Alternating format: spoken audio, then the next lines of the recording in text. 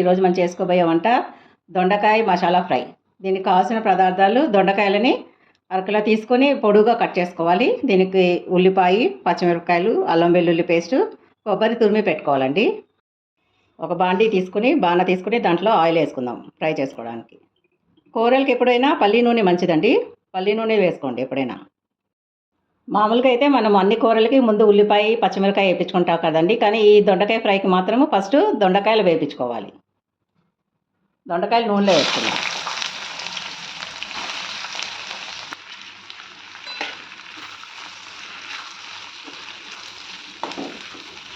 కొంచెం బాగా సగం వరకు ఫ్రై అయినాక అప్పుడు వేసుకుందామండి దినుసులు. అంటే ఉల్లిపాయ, పచ్చిమిరపకాయ, అల్లం వెల్లుల్లి పేస్టు, పసుపు, కారము, ఉప్పు అప్పుడు వేసుకోవాలి. ఇప్పుడు చూద్దామండి ఎంతవరకు ఫ్రై అయిందో. 25% ఫ్రై అయిందండి. కొంచెం సేపు ఫ్రై అవ్వాలి. ఫస్ట్ పసుపు వేసుకుందామండి.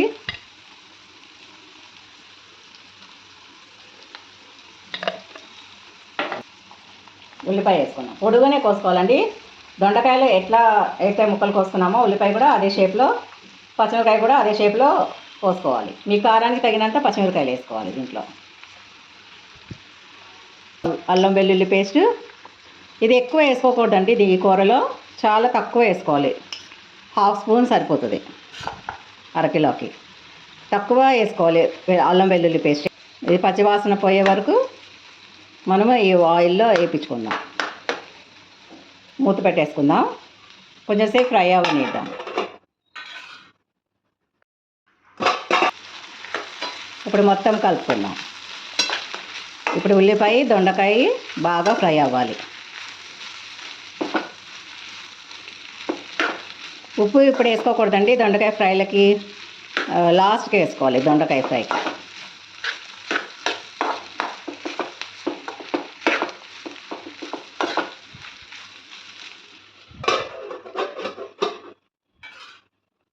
కొంచెం టైం టేకింగేనండి దొండకాయ ఫ్రై మాత్రం.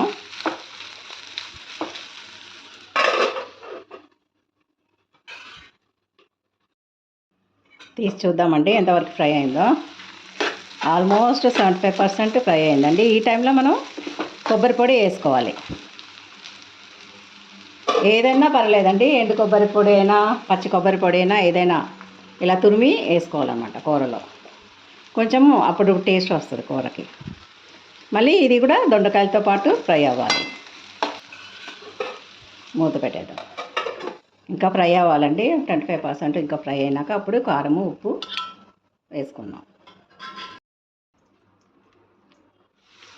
చూద్దామండి ఎంతవరకు ఫ్రై అయిందో. ఆల్మోస్ట్ ఫ్రై అయిపోతుంది కదా.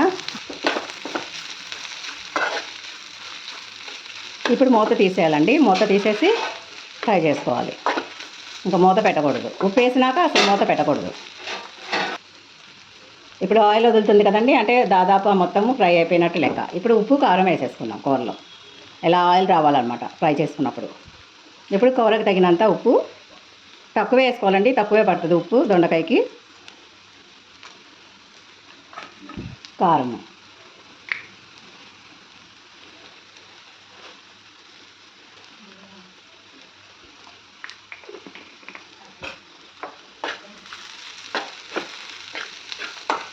పచ్చిమిరపకాయ వేసుకున్నాం కాబట్టి ఎక్కువ కారం కూడా పట్టదు, తక్కువే పడుతుంది. ఉప్పు కారము వేసుకున్నాక ఒక 5 నిమిషాలు అలా ఉంచేసి ఇంకా ఆఫ్ చేసేసుకోవాలి.